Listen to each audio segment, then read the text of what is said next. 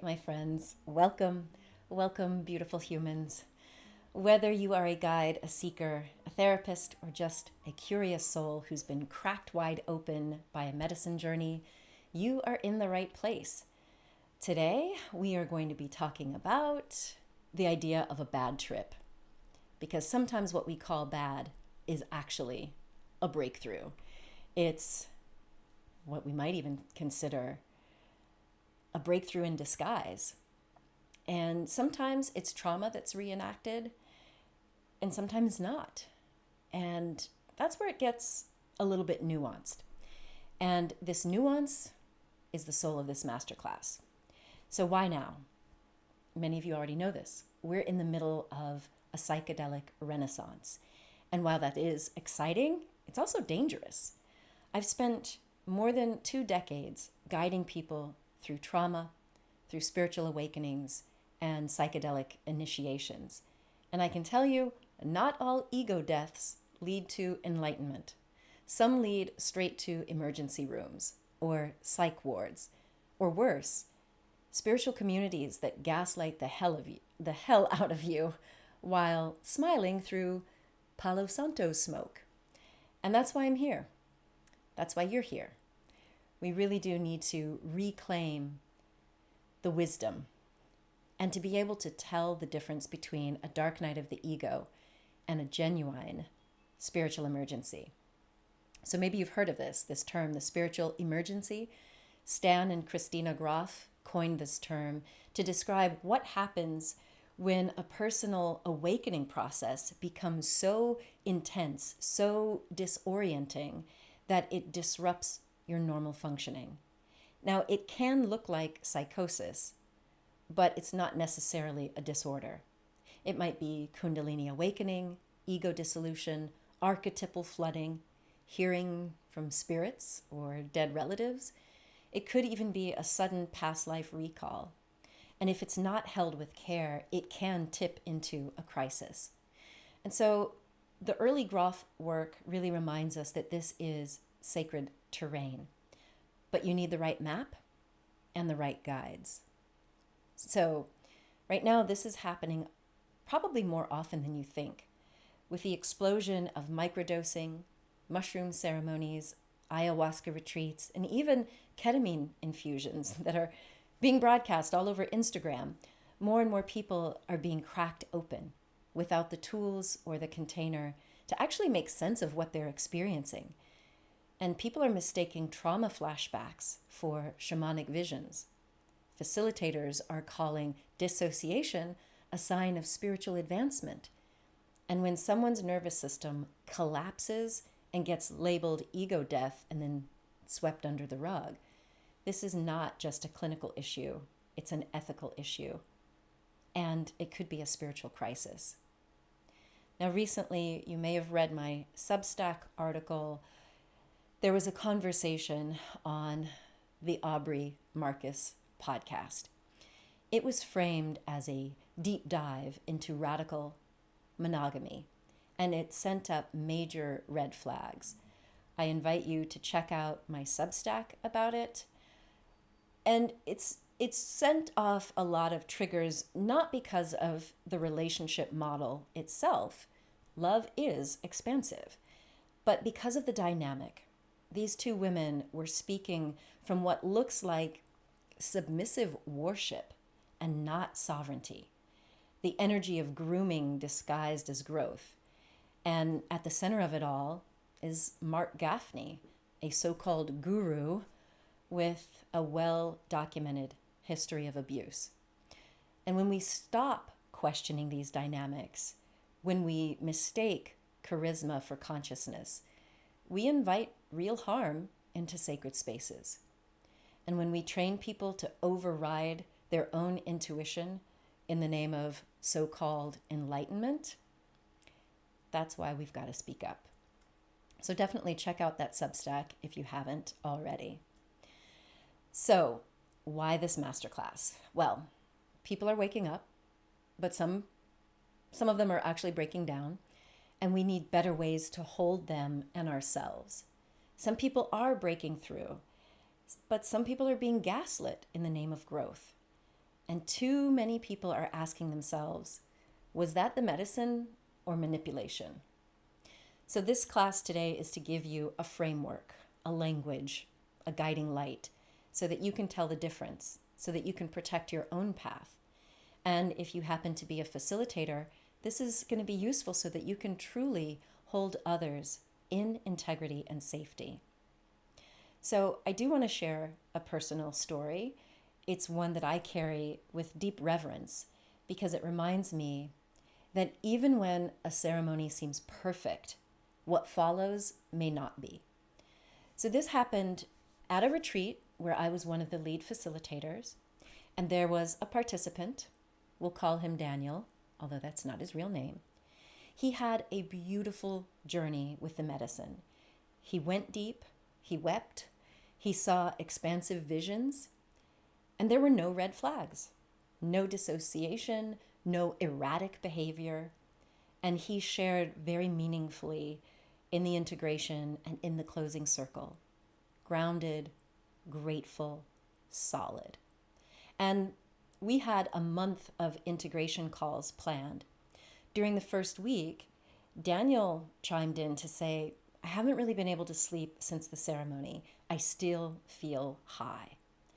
Now that's not uncommon.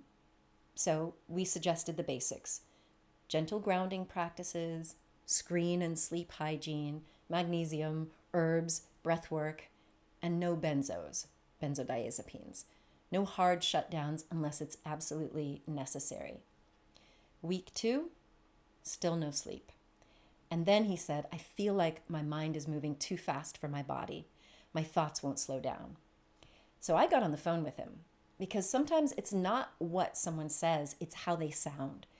And as someone with clinical experience with people with bipolar disorder, with mania and psychosis, I can pick up on that tone. Now, while Daniel was not delusional, something did feel off. His energy was revved up. His thoughts were grand and fast and slippery. So I asked, would you consider staying with family or a friend just for a few days, just to have someone physically with you? And then he paused and said, I don't want to go to my family because this is kind of what happened to my dad.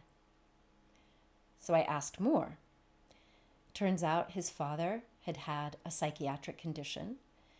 And not only had Daniel not disclosed this on his intake form, he had actively avoided the topic in prep calls. So when I took this back to our team, no one had any idea. There had been no red flags in screening and no signs in ceremony.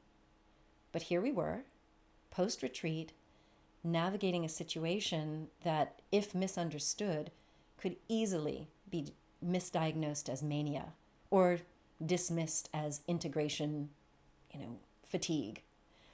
To his credit, Daniel agreed to see a psychedelic-informed psychiatrist. He was not hospitalized. He was not shamed.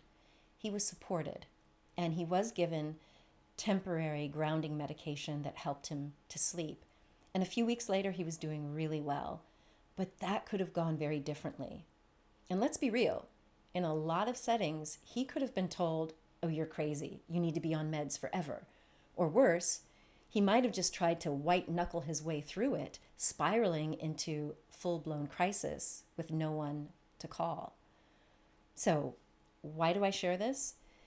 Because not all destabilization is trauma, and not all spiritual emergence is psychosis. But without skilled, trauma-informed, spiritually literate guidance, it's way too easy to confuse one for the other.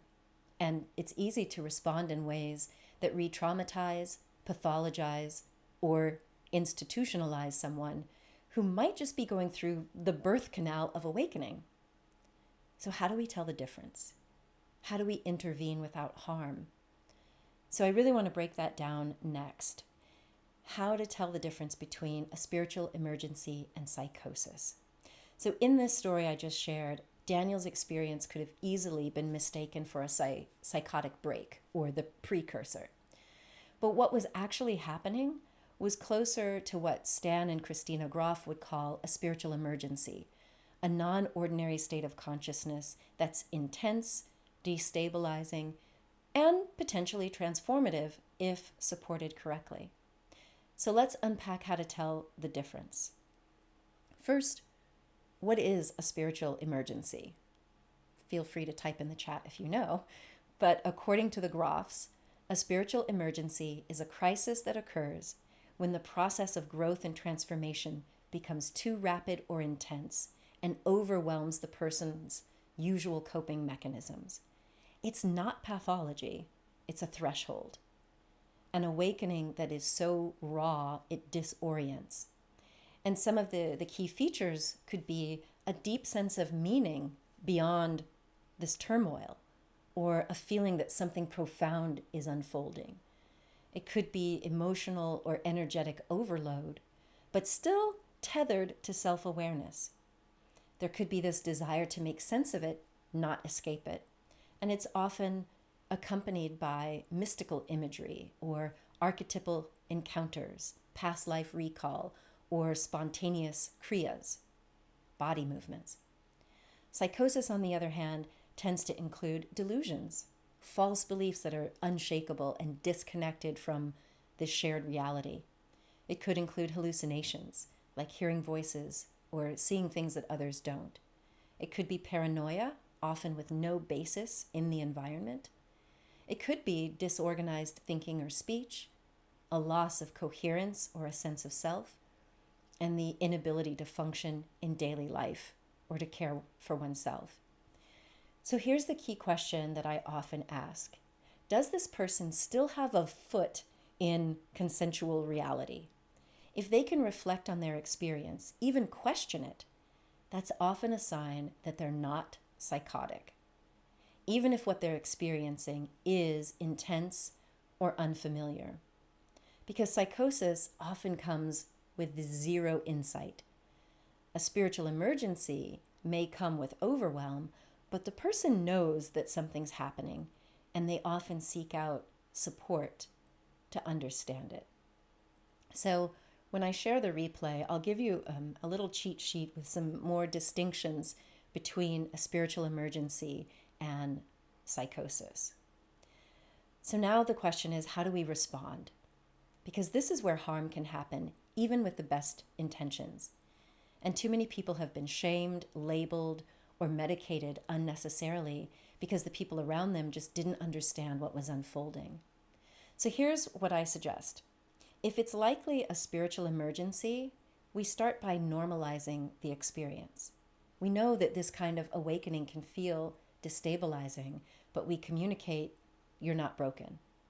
Stay close and try to listen without trying to fix them. Help the person get grounded with breath, with physical touch if they've consented to that, in nature, with food, with weighted blankets, salt baths. You want to contain it without escalating it. And if needed, connect them to someone trained in spiritual emergence work. And always assess their basic needs. Are they sleeping, eating, drinking? Are they safe? And what do we not do? Don't diagnose or label. Don't dismiss or mock their experience.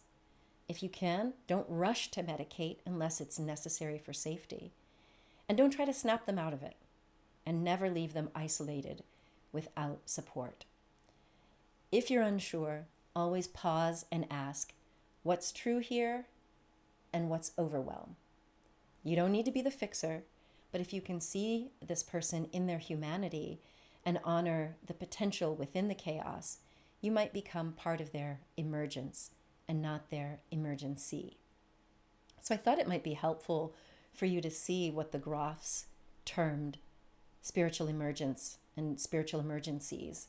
And I want to know how many of these you've actually experienced. For the facilitators here, for those of you who've sat with sacred medicine or had a long-standing yoga or meditation practice, these spiritual emergency signs don't only come up with psychedelics or intense breath work. They can come up with other spiritual practices. So let's get into it. The first one is psychospiritual death and rebirth. This is the classical ego death, It could be a sudden or a progressive dissolution of self-identity.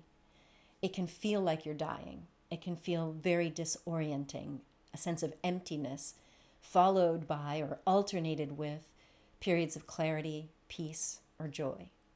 This can often be seen with high-dose psychedelics, deep meditation, breath work, and near-death experiences.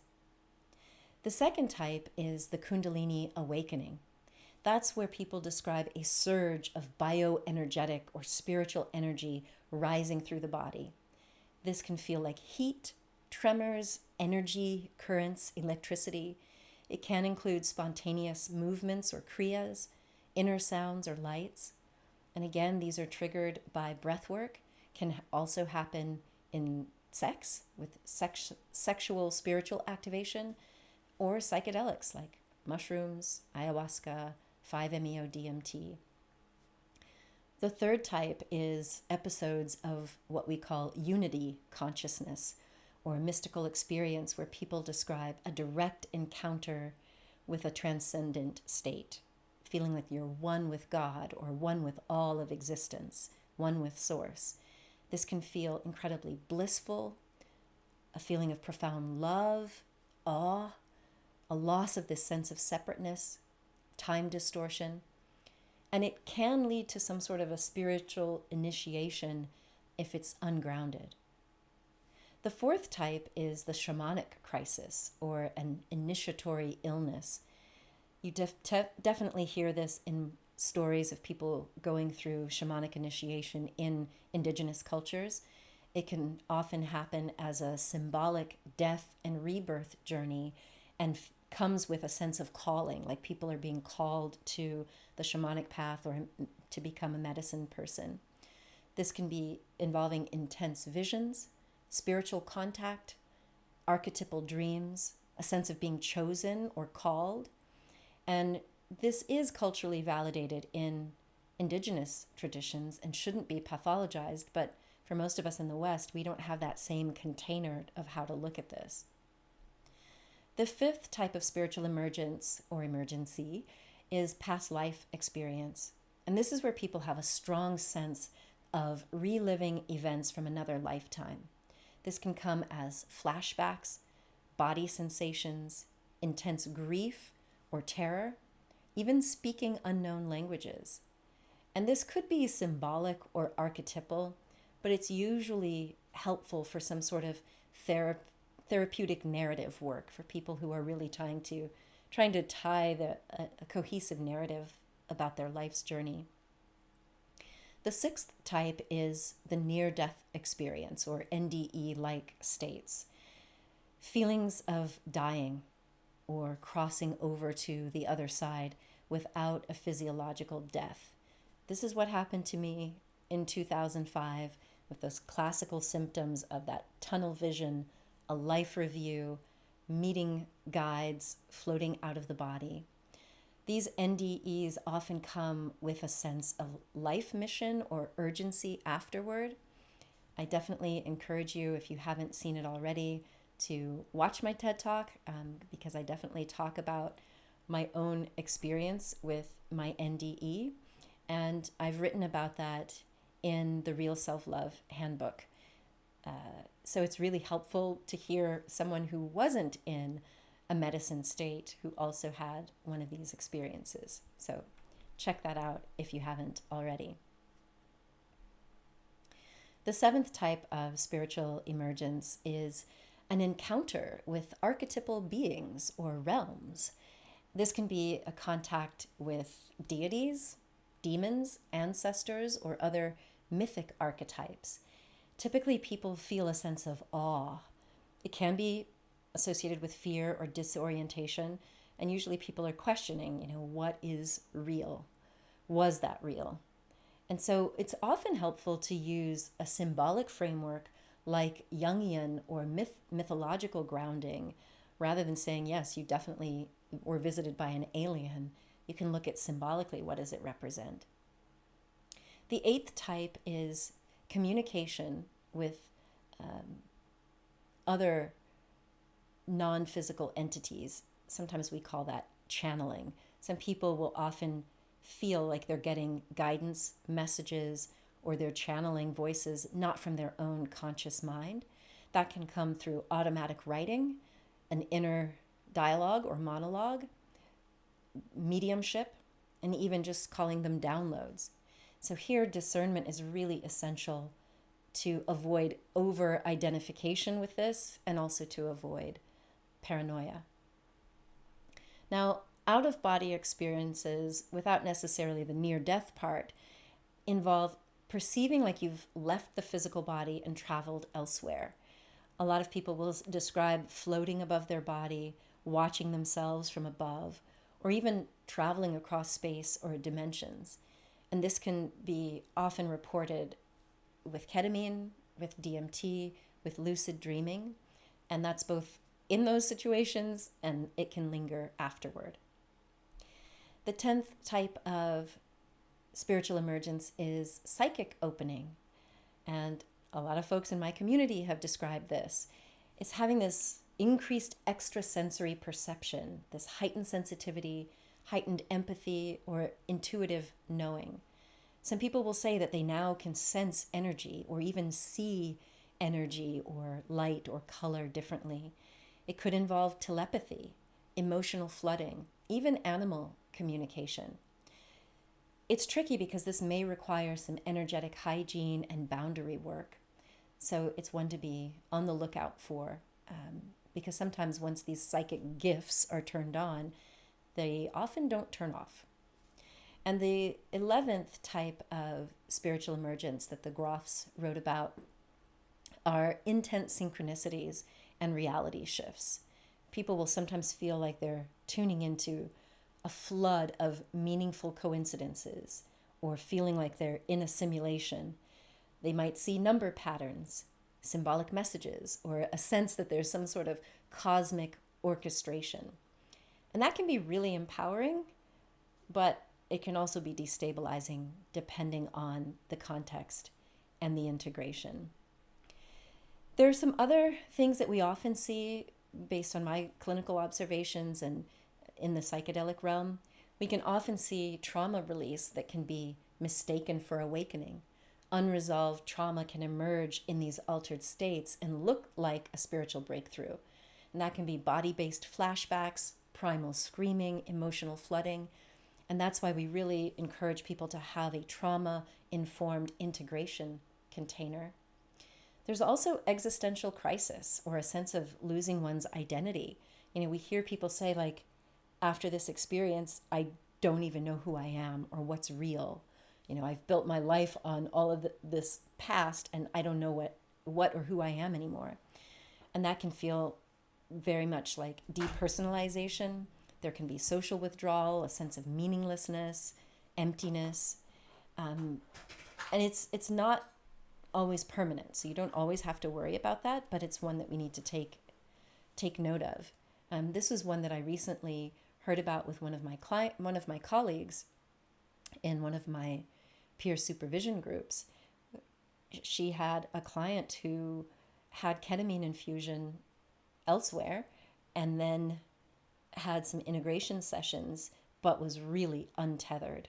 Just was like, I left my body, I was completely out of this consciousness. And when she landed, the ketamine infusion center sent her home because her vital signs looked good. She knew what her name was. She knew where she was. Like they do a mini mental status check and check your vitals, and then they let you go home. Somebody else driving, of course. But it persisted for days. She was not fully back. Fortunately, you know, my colleague is well versed in psychedelics and has been trained and facilitates. So she was able to help this woman get grounded again. But it can often lead to really painful and scary stuff. Like this woman's husband was actually afraid to leave her alone with her children because she just was so untethered.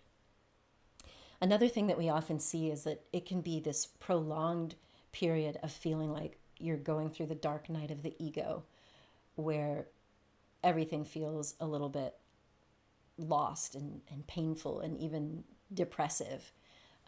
But that too can often be a precursor to awakening and rebirth.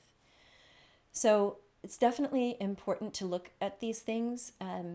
There's also projections and transference that happens during retreats and group settings that can really impact people in terms of having a bad trip, not necessarily because of the medicine, but because we're in such a vulnerable state. There are sometimes interpersonal dynamics where we can feel attacked by other people's energy. Trauma can get reenacted. I was sitting in ceremony with someone who said the two facilitators for her represented her parents, and it really activated for her some of her trauma wounding, not for any fault of them, but just what was coming alive. And that can be worsened if your facilitators are unskilled or they're biased, if they're not trauma informed, especially in the cases where minorities, trans, non-binary folks, or people who are just perceived as too much. Like, it can really be destabilizing if you don't have a grounded team who knows how to handle that. And then, of course, spiritual bypass and ego inflation. When this awakening kind of bypasses emotional maturity or self-awareness, that can lead to this sense of superiority or denial or avoidance. So I'm giving you just a flavor of how disorientation, crisis, and even spiritual chaos can arise after peak states or psychedelics. It can feel like everything's falling apart. But what if that's not wrong? Taking into account all of our diagnostics for what is psychosis, what if the breakdown is actually part of the breakthrough and you just need a map for it? I mean, this is what I learned firsthand in my own initiatory experiences. And then after 2 decades of guiding people through healing and transformation and medicine work, I created a map. And it's why we use this cornerstone process to navigate the dark night of the ego, when the crumbling of who we were programmed or traumatized into being, as that's crumbling away, we want to move toward the dawn of the soul and an emergence with the true self. So if you haven't seen that or read that yet, I invite you to check out my book, From Darkness to Dawn. It's about the dark night of the ego and the dawn of the soul. And I include in it the 5 stages of falling into the abyss, burning in the crucible, twisting and turning through the labyrinth, finally seeing a light and ascending toward it, and then the rebirth or emergence. And on my Substack and on YouTube, I recorded a video that you can also see that could be really helpful for just breaking down these stages of the dark night of the ego and the dawn of the soul. So I thought it would be helpful to also share the roadmap, and that is the cornerstone process. It's mentioned in the Real Self-Love Handbook and in the Dark Night to Dawn guidebook. And the cornerstone process was really born in the trenches of my early clinical work with addiction recovery, eating disorders, and trauma healing. And then the cornerstone process evolved with my own rebirth through sacred medicine, that ego dissolution that happened in the south of France in my out-of-body near-death experience, and also through years of guiding integration. So you've maybe heard me talk about it. It is a 5-step holistic framework for navigating breakdowns, burnout, spiritual emergency, or identity collapse. The 5 cornerstones are awareness. This is about really seeing clearly, bringing the unconscious wounds, beliefs, and coping patterns into the light.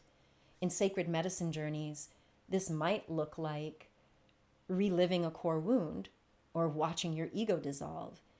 And that awareness is usually the flashlight to the shadow. And this step really helps us get clarity. And then in step 2, we move to acceptance. This is the step that helps us dissolve shame, blame, and self-hatred. It's where grief is honored.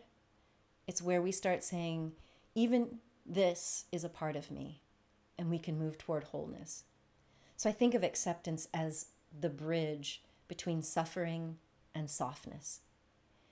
In step 3, we move to accountability, where we shift from victim consciousness to conscious choice.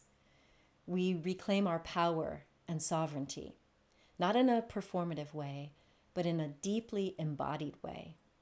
This is not about blame, it's about claiming authorship of our story from here forward. Step 4 is inspired action. This is integration in motion. It's about taking new aligned actions that are really rooted in your soul's truth through ritual work, boundary setting, reevaluating relationships, and even creative expression. This is where transformation hits the real world. And the final step is appreciation. And that's about anchoring in gratitude, not spiritual bypassing, but true recognition of your evolution. It's where we celebrate the emergence of the soul self. So the cornerstone process really braids together psychology, somatics, spiritual insight, and narrative work into one clear, cohesive container. It's soul safe, it's trauma informed, and it works because it's human. And that's what many of us need. So as you know, I'll also be sharing how you can get certified in using the cornerstone process in your own coaching or therapeutic work if you have clients that might be experiencing sacred medicines. And I find that this is really helpful. This framework was useful for an individual, a client who was going through ayahuasca, who had a lot of family trauma. And after their powerful ceremony experience, they had flashbacks of childhood abuse and just weeks of emotional shutdown. And using this cornerstone process as a framework, we first grounded the memory with awareness. And then we created a safe space for grief and processing. That's the acceptance stage. And we followed that by reclaiming their voice and setting boundaries. That's the accountability. And then we practiced some of the voice activation exercises, like what we do on retreat, as part of inspired action. And honoring the return to self. That was the appreciation. So we'll definitely share more of these kind of experiences for you to get a sense of why I'm sharing the cornerstone process with the world. And specifically, we know that the cornerstone process is useful for holistic healing, for trauma recovery, reparenting the inner child. So if you or your clients know that you're going to be sitting with a medicine that are bringing up these themes, you want to be able to connect the dots from out their entire life spiral. And the cornerstone process helps you do that. And it's backed by science and research, including internal family systems and Gestalt therapy, addiction medicine, and even Eastern spiritual philosophy. It's very well-grounded and well-rounded, including cognitive therapy, mindfulness and meditation are woven in, as well as narrative therapy, as I've shared. So for those of you who might think you'd like to get certified, I'll be sharing how you can do that at the end of this call. You can check out on my website how we use the cornerstone process in prep, post-journey integration, and really throughout the life spiral. It really is a well-grounded approach. And we have a new cohort starting in July of 2025. You can use this holistic process through this 8-week certification program. So now I welcome your questions. You can email me if you are curious and check out the website. I'm doing 2 more live Q&A sessions about training with me if that's of interest. Yeah, so maybe some of you have heard of this concept that there are people who say there's no such thing as a bad trip. I don't know if you've ever heard that. There are literally facilitators who say, oh, there's no such thing as a bad trip, because even if something bad happens, you're going to learn from it. You're going to grow from it. And I will say I agree with that with one caveat. A truly bad trip would be if someone abused you. And that is happening. There are medicine people who are taking advantage of people in their vulnerable state. Being sexually abused or any sort of abuse, that's a bad trip, legit, period. Even if you were to learn after it. I would say that it is true that the medicine itself can be very challenging depending on what you're sitting with, from the vomiting and purging to just the physical discomfort or even the visions, or it can be destabilizing if you feel like you're blasted out of the universe. But it is true that with proper integration, most of these challenging experiences can lead to breakthroughs. Sometimes it does happen on your own, but by being in a community, you can join us in Sacred Psychedelic Saturday. You can work with me one-on-one if you want to process. But also being in a community where you can actually share and hear from other people helps to normalize and helps to guide you. So, what's coming up for you as you think about these concepts? Yeah, go for it, Catherine. Hello. Um, I was thinking about the future of retreats and everything. Where I live in the UK, on my social media, there just seems to be all these different retreats happening. And literally a couple of years ago, this was like unheard of.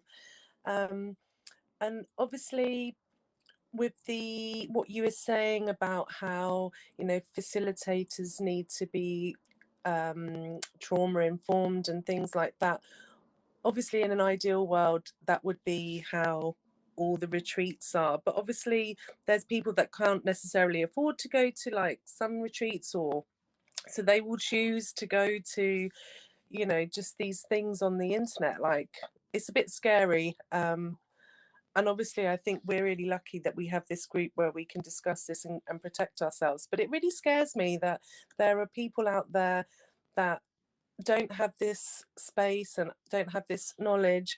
And I'm worried for them, about having bad trips. But honestly, what I'm most worried about, and this probably sounds really selfish, is that all the good work that's been done in helping people to kind of like, be open and accept these types of medicines. I'm scared that these bad trips, because of the oversaturation of these retreats, is going to like cause badness for everyone.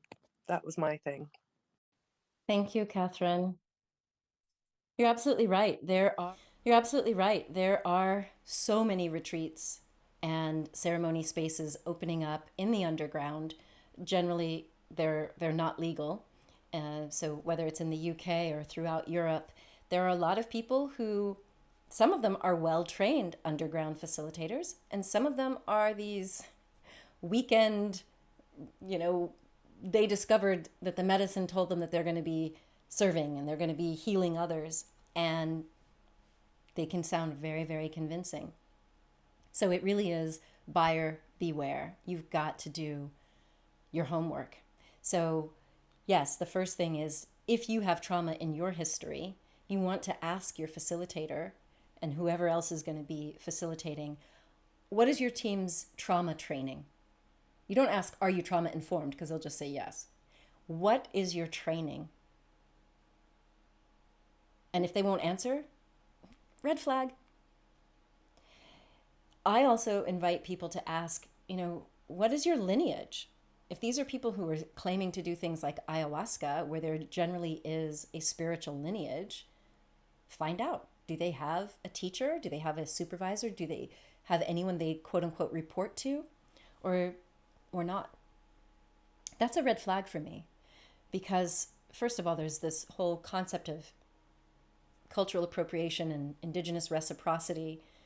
That's one piece of it, but it's also about, most true ayahuasqueros have come through a lineage. They have been sitting with medicine for years for their own journey, like drinking the medicine months and months on end for years before they ever were invited even just to clean up the puke buckets, let alone serve. And so there's this long line of apprenticeship and it being a part of their culture. So if you come from the West, you fly down to Brazil or Peru or Colombia, and you have a few journeys, and then all of a sudden you're going to start serving without that would be a red flag. And it does make us afraid because, there was a case just in Italy where a person joined an ayahuasca retreat, didn't have any screening. That's another thing you can ask. What is your screening procedure? Do we get any calls with the ayahuasquero, the medicine keeper at all, or someone before we sit in the ceremony? So this individual in Italy was added at the last minute, went through no screening, and died. There's a whole investigation going on to find out, was it foul play? Was it the ayahuasca? We don't know yet. But these kinds of cases are happening all the time. And to your point, yeah, it makes us nervous that if all of these bad trips, deaths, sexual misconduct are happening, it's going to make it harder for the good people. But until there are regulations or until things get legalized or decriminalized in your space, you're going to have to ask these questions. And I would also ask, what is the prep and integration? What is your emergency plan if something were to go awry, whether on site or if something happened post retreat? So these are all the good questions that we need to be asking. And unfortunately, there's not a way for people to share who they had a bad experience with. At least for the United States, like, there are laws. You can't just put on a website like, this person is unsafe, blah, blah, blah, because you could get sued. So it would be nice if there was a directory of the people who are to be avoided. So we tend to gather in community and ask each other, like, have you heard of this center? Have you heard of this medicine keeper? Are they legit? Have they had any transgressions? So thank you for the question. Carolyn, I see your hand is up. What would you like to share? What I wanted to share is a huge pattern I've been noticing. I'm a raver and I'm in the rave scene. And of course, there's a lot of black market kind of stuff going on there. And I've been doing this for many, many years. I absolutely love it. And what I've lost a couple of friends lately to, I guess, what I'm calling like psychedelic narcissism. And I see this a lot on dance floors and in, all over the world. And what happens, the pattern tends to be somebody has an experience, a psychedelic experience, or many, and they do not class these things as a bad trip whatsoever. They really value the insights that they've had and come out of these things with these big insights and this newfound XYZ, and they think they are God's gift. They think they are God. They think they are above everybody else. And they have all these visions and insights. They leave their day jobs. They go and move country. One's in Portugal right now, who has left his very successful startup, moved to Portugal, and is gathering very vulnerable young men and starting communes under the guise of like this beautiful hippie adventures of like, we all need to live and get back to the village lifestyle, which is so enticing and is actually a beautiful idea. And of course, we actually do need to do those things and get out of cities and blah, blah, blah. That's a whole other thing.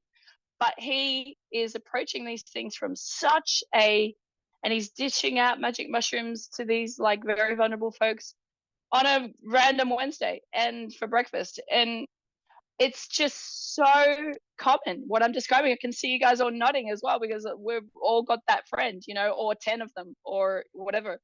And like, they're not ever going to come to your talk because they don't feel like this is a bad trip. They feel like they have found their purpose and they're this and that. And they're just like, I don't know whether this is like my judgments or what have you, but they look and sound like they're psychotic, and that they really feel like they're God's gift. And so that's the Portugal guy. I've got this other Australian guy. He's married and he's now got this like tiny baby, and he went and did all kinds of ayahuasca retreats in all the in South America and all the places that you should, and with the shamans that are all the good ones that have had the good training. But he's walked out of there, and he's received the integration and the knowledge from the shamans that about the psychedelic narcissism, and and they tell him, they've told him, he reports back to me that he didn't like the way the shamans spoke to him because they didn't agree that he was God's gift. And so he's just like, not that one. And he's cycled through all different shamans that have given him the same advice. And like, I don't really even know what my question is like, what do I do with these people? Like, I think maybe that's my question, is like, what, like, this is so common in the psychedelic festival, scene, that they just, yeah, I think I'm getting like, maybe my question is like, do you have any advice for me when I'm just surrounded by this, this stuff? Thank you. Thank you, Carolyn. Thank you for sharing so openly. What you've described is rampant, not just in the raving scene, but from all of the different festivals and Burning Man and so on.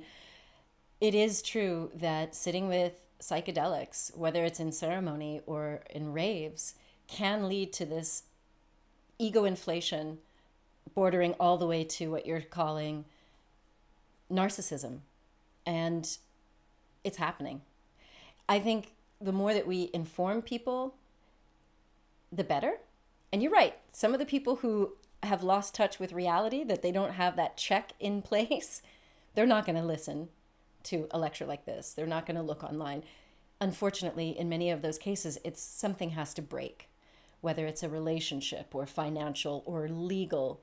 Now, there was a case out of Brazil of a young woman who was an Instagram, she was a social media socialite and really rose up in the ranks. And she's from Brazil, was doing all of like the empowerment seminars, and then sat with ayahuasca. And after that completely changed and turned into what you're describing as this, I am God's gift. I now hear things. I am like an oracle.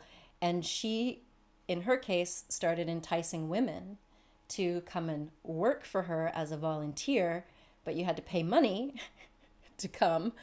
And then she was grooming them and saying, the way you're going to pay for this lifestyle is sex work. I know y'all think I'm joking. I will send you the link to her documentary, because so many families from Brazil found out that their daughters were off in the United States, and they tried to get them back. And they were even FaceTiming these girls, and they had been so brainwashed because she seemed so charismatic. She seemed like she really was hearing from God, and they were vulnerable. And when they're talking to their parents, they're like, no, I'm fine. I'm here by my own will. But a couple of the parents were able to get their daughters back, and eventually she was put in prison. I will find the link and send you the link to this documentary, because to your point, Carolyn, this woman did not wake up despite being imprisoned. They got permission to shoot the end of this documentary at the prison. They took her out to a yard and, tried to make it look good for the camera. And she said, I've done nothing wrong. I was helping these people. Like, no connection to reality and consequences and the harm. And in those cases, there's nothing we can do. They either break down, get arrested, or harm themselves or others until law enforcement gets involved, or a psychiatric diagnosis, or being put into a hospital.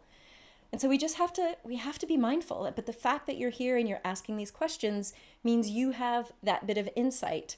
And maybe it is you create a buddy system where it's like, hey, we're going to this rave, we're going to this party, let's have a pact between us that if I am ever like way far gone, I give you permission to like check me, to say, hey babes, listen. Now, is it true that you can have an experience with psychedelics and truly feel like you've gotten a revelation about your life, about how you're living, that maybe you do need to leave the country or leave your company, leave your spouse? How many people have I worked with who had revelations about their gender preferences, their sexual preferences? And it wasn't the medicine in most of these cases. These are things that they've known they needed to leave, and the medicine gave them, the big revelation. Now, in my world, we also say our rule is at least 90 days. You don't make any life-changing decisions for 90 days after your ceremony. But if you're going off on a rave or a festival or in Peru and there's no follow-up, who's going to hold you to that standard? So you either need to be in therapy or have a coach or a facilitator or a community or somebody, a buddy that you can say, look, I had this revelation. I'm thinking of, starting a commune, starting my own church. Like, are you willing to have that sense of integrity? So, Tara, I see your hand is raised. I just wanted to add,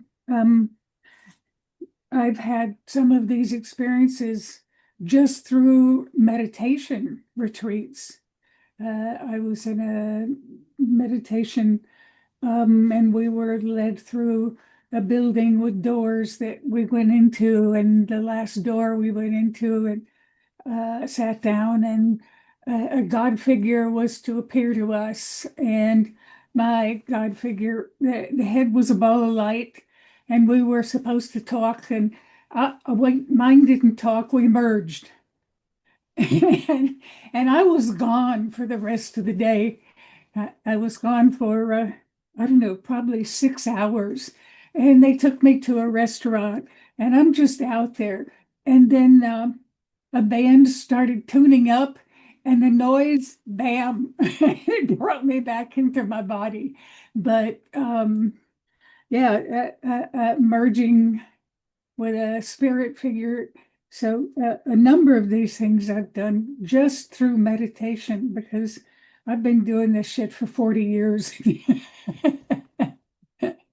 And if you just keep going there, I was at with a spiritual leader, and I got out of the shower and had this ego death, and I wanted to talk and get support, and everybody had left. So while things can happen, and it doesn't have to be in a chemically drugged state, but I become curious about in these people who become messianic. It's like some kind of lever got tripped in brain chemistry. So that makes me curious about brains that luckily, like mine, I can come back. I'm no matter how dark the night of the soul, I just have this knowing that I guess I'm grounded, or so, I know I can get back.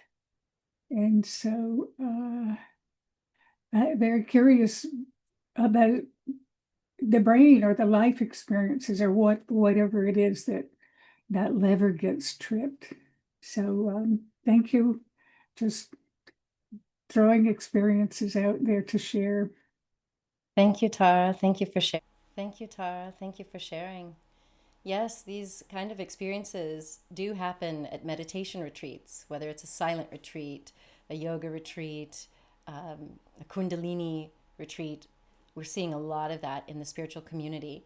I invite you to look at YouTube. There's a podcast with Tim Ferriss, and he interviewed Dr. Holly Willoughby. If you haven't seen that already, it's vitally important to watch that.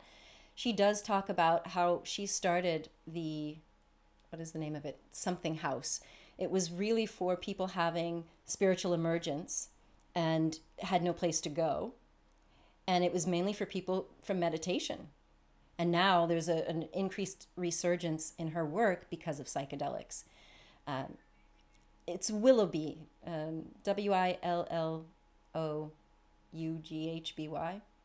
But anyway, look up Tim Ferriss and you'll find it, about meditation gone wrong. So we're at the top of the hour. Janelle, I see your hand is up. I'll stick around, no worries. Your hand is up. I'll stick around, no worries. I'll be quick anyway.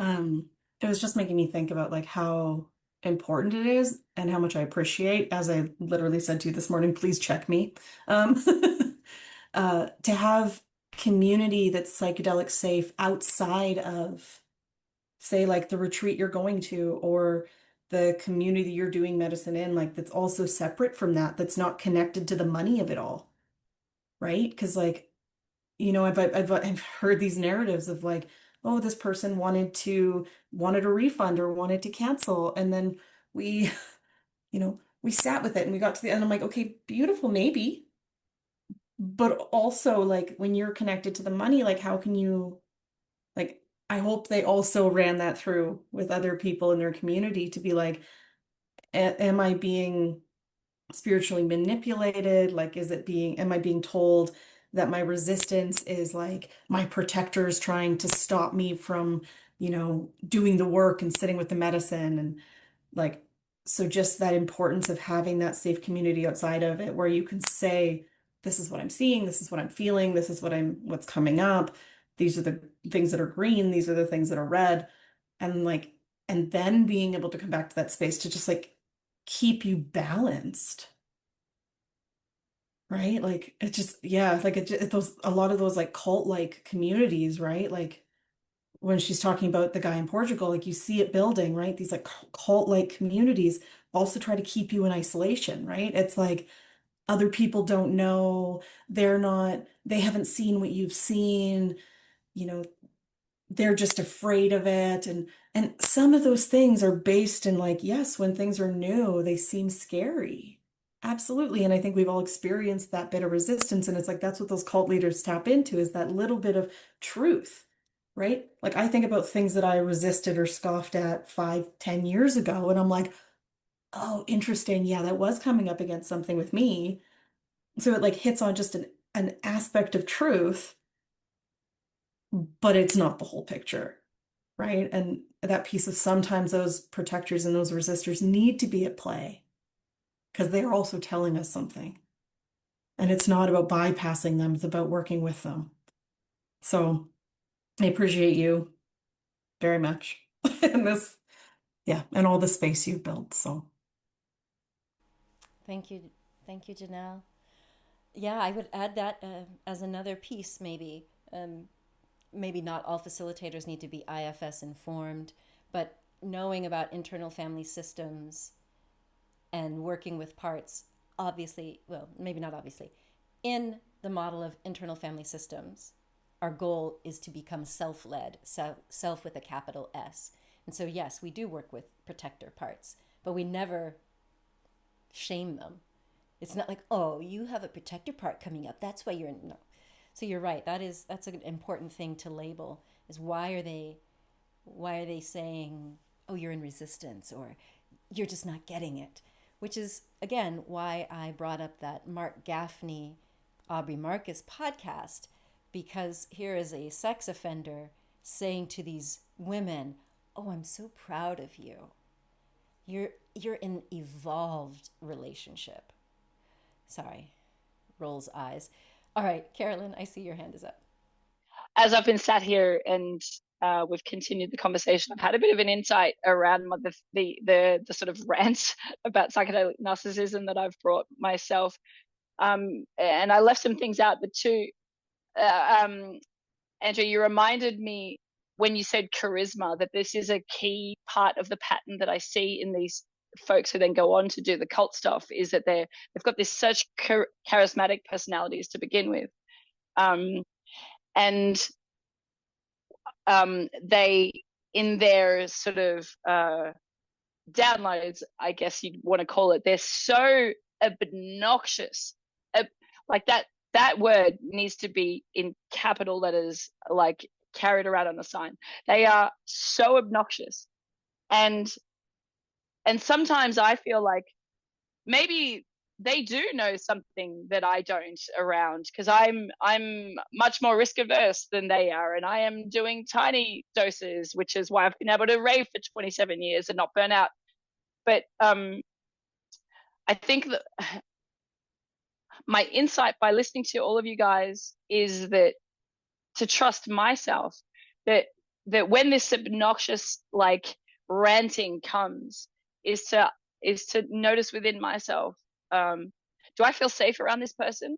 like when they just said that really racist or transphobic thing, which often happens with these like guys, is like, do I actually feel safe with you now?